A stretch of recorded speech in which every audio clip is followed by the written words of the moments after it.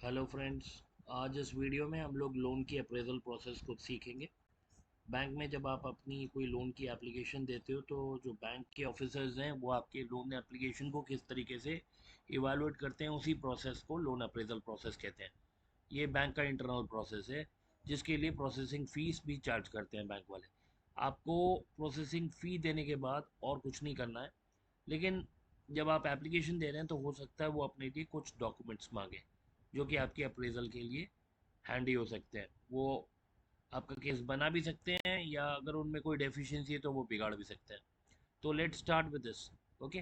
तो loan appraisal का जो प्रोसेस है वो एक बहुत कॉम्प्रिहेंसिव एवेल्यूशन प्रोसेस होता है जिसमें लेंडर जो है वो अपने क्लाइंट पोटेंशियल क्लाइंट की क्रेडिट वर्दिनेस और कैपेसिटी टू रीपे को चेक करता है। इसमें कुछ स्टेप्स इन्वॉल्व है। जैसे ही आप ब्रांच में जाते हैं और उनको लोन के लिए इंक्वायरी करते हैं तो इमीडिएटली ब्रांच मैनेजर या जो भी ऑफिसर रहेगा डेस्क पे वो आपसे आपके पुराने बैंक के रिलेशंस के बारे में पूछेंगे। और अगर आप उन्हें कन्विंस कर लेते हैं तो फिर वो नेक्स्ट स्टेप के ऊपर लेके जाएंगे जो कि लोन एप्लीकेशन भरने का है। और उस लोन एप्लीकेशन को भरते समय आप कुछ चीज़ों का ध्यान रखें कि आपकी जो डॉक्यूमेंट्स हैं, जो आपके आईटीआर रिटर्न्स हैं, वो आपके पास अपडेटेड रहना चाहिए ताकि उसको देख के ही आपके केस में कॉल ले सके वो। तो अब यहाँ पे हम बेसिकली क्लाइंट से रिलेटेड रिस्क फैक्टर्स को आइडेंटिफाई करने की कोशिश करते हैं।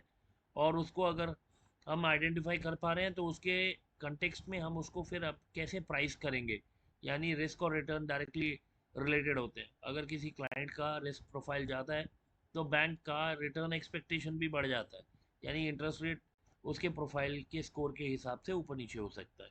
नव इसी हम सेकंड स्लाइड पे चलते हैं जिसमें हम डिफाइन कर रहे हैं कस्टमर के कैरेक्टर को। देखें, जो कस्टमर हमसे लोन ले रहा है वो लोन लेने के टाइम पे हमें बेसिकली उसके फाइनेंशियल कैरेक्टर को चेक करना पड़ेगा। हम उसकी बेसिक पर्सनल कैरेक्टर की बात नहीं कर रहे हैं यहाँ। फाइनेंशियल रीपेमेंट कैपेसिटी, पास में उसने कैसे ट्रैक रिकॉर्ड रखा है अपने लोन के या कोई और पुराने अकाउंट के अंदर जो ट्रांजेक्शन है उसमें कहीं कोई डिफ़ॉल्ट तो नहीं है। अगर डिफ़ॉल्ट है तो वो मतलब किस टाइप का डिफ़ॉल्ट है, इंटेंशनल या अनइंटेंशनल। तो उस तरीके से हम लोग एक कस्टमर के कैरेक्टर को ट्रैक करते हैं और अगर उसमें हमें कोई सस्पिशियस ट्रांजेक्शन दिखे तो वो केस के रिजेक्शन के लिए सफिशिएंट है। जैसे कोई चेक बाउंस हो रहा है, फ्रीक्वेंट बाउंसिंग हो रही है चेक की आपके अकाउंट में, या कोई इंस्टॉलमेंट आ रही है और आप रीपे नहीं कर पा रहे हैं, डिफ़ॉल्ट कर रहे हैं, तो वो सब चीज़ें आपके लिए नेगेटिव बनेगा। तो कस्टमर का फाइनेंशियल कैरेक्टर चेक कर रहे हैं हम। और इसमें लेंडर के पास उसकी कस्टमर की, जो पोटेंशियल कस्टमर है, उसकी एम्प्लॉयमेंट हिस्ट्री का डेटा अवेलेबल है, उसके क्रेडिट स्कोर्स अवेलेबल है। सिबिल स्कोर जो है वो बैंक्स के एक्सेस जोन में आता है, तो वो आपको ज़्यादा बात के बिना भी आपके बैकग्राउंड के बारे में स्टडी कर सकते हैं। तो सिबिल स्कोर से, अगर CIBIL score on higher side है तो आपका कैंडिडेसी बढ़ जाता है, अच्छा हो जाता है, लोन मिलने के चांसेस बढ़ जाते हैं। और अगर ये लो है तो उसमें रिजेक्शन के चांसेस भी बढ़ जाते हैं। सेकंड पॉइंट जो हम अभी स्टडी कर रहे हैं वो है कैपेसिटी। कैपेसिटी मतलब रीपेमेंट कैपेसिटी, यानी बोरोवर जो पैसा उधार लेने की कोशिश कर रहा है, क्या वो उसको रीपे कर पाएगा। अब देखें, इसमें इम्पोर्टेंट है कि जैसे एक छोटा सा एग्जांपल लेते हैं। एक जमींदार है, वो जमींदार के पास बहुत बड़ी प्रॉपर्टी है और उस प्रॉपर्टी को गिरवी रख के वो लोन लेना चाह रहा है। अब जब वो लोन लेने आ रहा है बैंक में, बैंक मैनेजर उसको लोन नहीं दे पा रहा है। उसके लिए जो रीज़न आ रहा है वो ये कि जो उसकी रीपेमेंट कैपेसिटी है, यानी कि जो उसकी रेगुलर इनकम अर्निंग है, कैश फ्लोज हैं, वो या तो बिल्कुल नहीं है क्योंकि उसके पास कोई आईटीआर नहीं है, उसने कोई रिटर्न नहीं फाइल की है, उसने कोई इनकम शो ही नहीं किया है कभी आज तक, या फिर उसकी रिक्वायरमेंट से कम है। तो ये जो रीपेमेंट कैपेसिटी है वो डिटरमिन करता है कि एक आदमी की इंडिविजुअल एलिजिबिलिटी कितनी है लोन लेने की, और उसी हिसाब से उसको लोन दिया जाता है। जैसे मैं अपने केस में देख रहा हूँ, मेरी एज 44 ईयर्स है। तो जब मेरी 44 ईयर्स की एज है तो मेरे पास रिमेनिंग वर्किंग एज जो है वो 16 ईयर्स रह गई है। और जो मैं अभी सैलरी ले रहा हूँ, यानी मैं वर्किंग एम्प्लॉई हूँ, तो जो मेरी सैलरी का 60% है मतलब 40% तो मेरी बेसिक नेसेसिटी के लिए रिजर्व हो गया, और जो ऊपर का 60% है वो 60% मुझे लोन की रीपेमेंट के लिए अलाउड है। अब इस 60% में आप गाड़ी का लोन ले रहे हो, मकान का लोन ले रहे हो, या कोई और ABC लोन ले रहे हो, वो सारों की इंस्टॉलमेंट क्लब होके 60% से ज़्यादा आपकी सैलरी से नहीं ऊपर जा सकता। तो जो लोन है उसके लिए हम बंदे की रीपेमेंट कैपेसिटी कैलकुलेट कर रहे हैं, उसके लिए उसकी कैश फ्लोज को देखते हैं। अब आप एम्प्लॉई है, सैलरीड है, तो एक सोर्स ऑफ इनकम है, प्लस अगर आप शाम को कुछ और पार्ट टाइम काम कर रहे हैं, आपकी वाइफ काम कर रही है, तो हस्बैंड और वाइफ की इनकम क्लब कर सकते हैं एलिजिबिलिटी कैलकुलेट करने के लिए।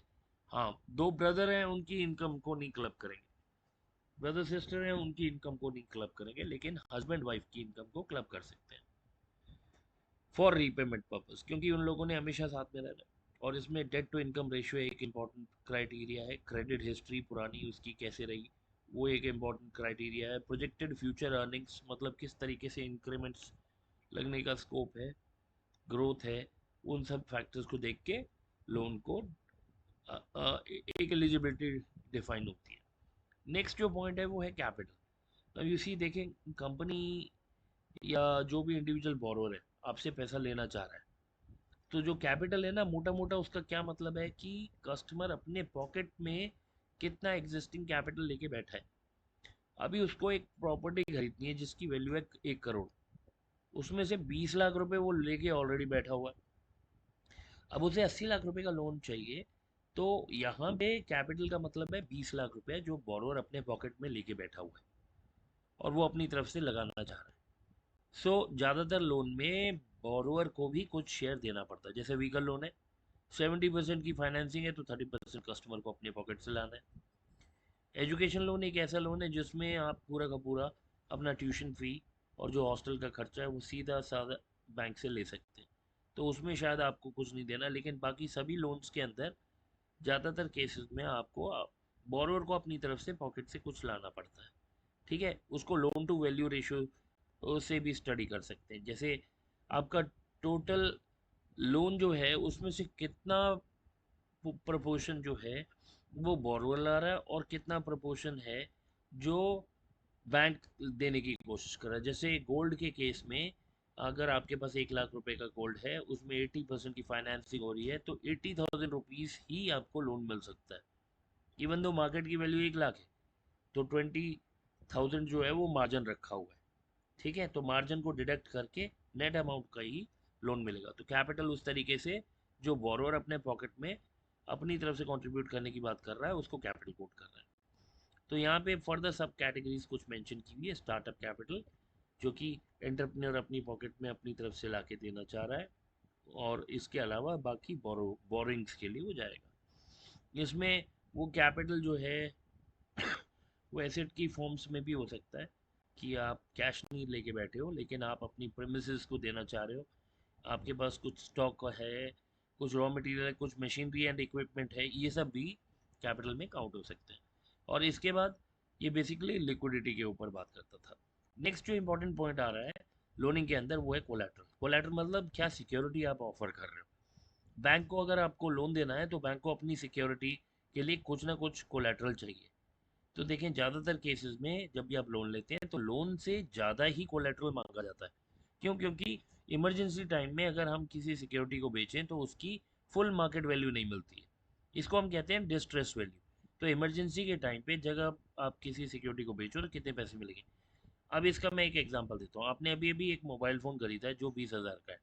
अब उसको किसी को बेचने की ज़रूरत पड़ गई तो क्या आपको लगता है वो 20,000 का बिक जाएगा? नहीं, वो 17,000 16,000 ऐसे करके किसी भी रेट पे बिकेगा। लेकिन उसमें क्या होता है, जब सामने वाले को पता है कि आपको इमरजेंसी है और आपको पैसा चाहिए, तो वो आपको कभी भी पूरे पैसे नहीं देगा, वो बार्गेनिंग और नेगोशिएट करके आपको कम से कम पैसे में सेटल करेगा।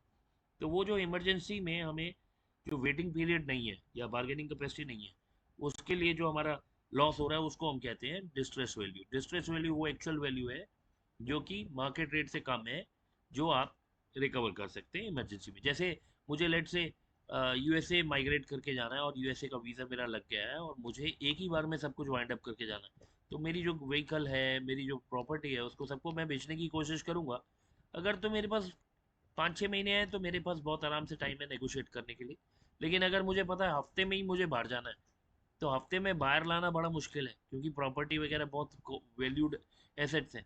तो इसमें क्या होगा, सामने वाला ज़रूर कोशिश करेगा कि वो मेरी जो वीकनेस है, यानी मेरे पास नेगोशिएशन पावर नहीं है, तो उसको तोड़ेगा। यानी जो 1 करोड़ की प्रॉपर्टी है वो शायद 70 लाख या 60 लैक्स में वो सेटल हो जाएगी।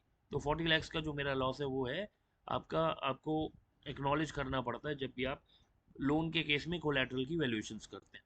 तो कोलैटरल क्या हो सकता है, कोलैटरल जो है, according to the nature of your collateral, हम आपको एक चार्ज क्रिएट करके देते हैं। चार्ज क्रिएशन का प्रोसेस जो है वो बैंक को अपनी सिक्योरिटी देता है। तो 5 टाइप्स ऑफ चार्ज बैंकिंग के अंदर मिलते हैं, जिनका नाम है मॉर्टगेज, जो कि मूवेबल सिक्योरिटी के लिए होता है। हाइपोथिकेशन, ये मूवेबल सिक्योरिटी के लिए। प्लेज, प्लेज भी मूवेबल के लिए है। फिर असाइनमेंट और लियन, ये 5 टाइप के चार्ज हैं जो कि कोलेटरल के नेचर के ऊपर डिपेंड करते हैं। मैं एक एक एग्जांपल दे देता हूँ सबके। मॉर्टगेज में इमूवेबल प्रॉपर्टी होती है, तो आप बोलो लैंड एंड बिल्डिंग, कोई बिल्डिंग है, उसमें अगर आप सिक्योरिटी लेके लोन दे रहे हो तो मॉर्टगेज करोगे उसको। फिर उसके बाद अगर लेट से 2 व्हीलर है, स्टॉक है, बुक डेट है, इन सब के केस में जब आप कोलेटरल ले रहे हो जो कि स्टॉक है या बुक डेट है, उसको आपको हाइपोथिकेशन करना पड़ेगा। फिर उसके बाद आता है गोल्ड लोन के ऊपर, गोल्ड के ऊपर लोन ले रहे हो, गोल्ड लोन में गोल्ड की सिक्योरिटी रख के आप लोन ले रहे हो, है ना। तो उस सिचुएशन में आप प्लेज कर रहे हो, इसमें जो पोजेशन है सिक्योरिटी का वो बैंक के पास चले जाता है। हाइपोथिकेशन में जो सिक्योरिटी का पोजेशन है वो बोरोवर के पास रहता है। इसके बाद आता है असाइनमेंट। असाइनमेंट में यूजुअली हम किसान विकास पत्र, नेशनल सेविंग सर्टिफिकेट और एलआईसी पॉलिसीज को कंसिडर करते हैं, जो एलआईसी इंश्योरेंस कंपनी की तरफ से आती है। और उसके बाद हमारे पास लास्ट है अपना लियन, जो कि बैंक की एफडी के ऊपर लोन मिलने पे आप अगर एफडी दे रहे हो उनको सिक्योरिटी, तो वो लियन भाग करते हैं। कंडीशंस होती हैं कि आपको लोन के टाइम पे कुछ टर्म्स एंड कंडीशंस को फॉलो करना पड़ता है, क्योंकि ये कंडीशंस क्या है कि ये मार्केट के हिसाब से चेंज होती हैं। रेगुलेटर्स भी इसको टाइमली बीच में कभी कभी चेंज कर सकते हैं। इंटरेस्ट रेट है, ये मार्केट फोर्सेस की वजह से चेंज हो रहा है। फॉरेन एक्सचेंज रेट्स हैं, ये चेंज हो रहा है मार्केट ट्रेंड्स के हिसाब से। तो ये सारे फैक्टर्स को आपको अपने लोन डॉक्यूमेंटेशन में सही से इंकॉर्पोरेट करना होता है टर्म्स एंड कंडीशंस की फॉर्म में। और इसको बोरोअर और लेंडर दोनों को एग्री करना चाहिए। ठीक है, सो टर्म्स एंड कंडीशंस इस तरीके से सेट की जाएंगी कि दोनों को कोई कन्फ्लिक्ट और कोई डिस्प्यूट ना हो।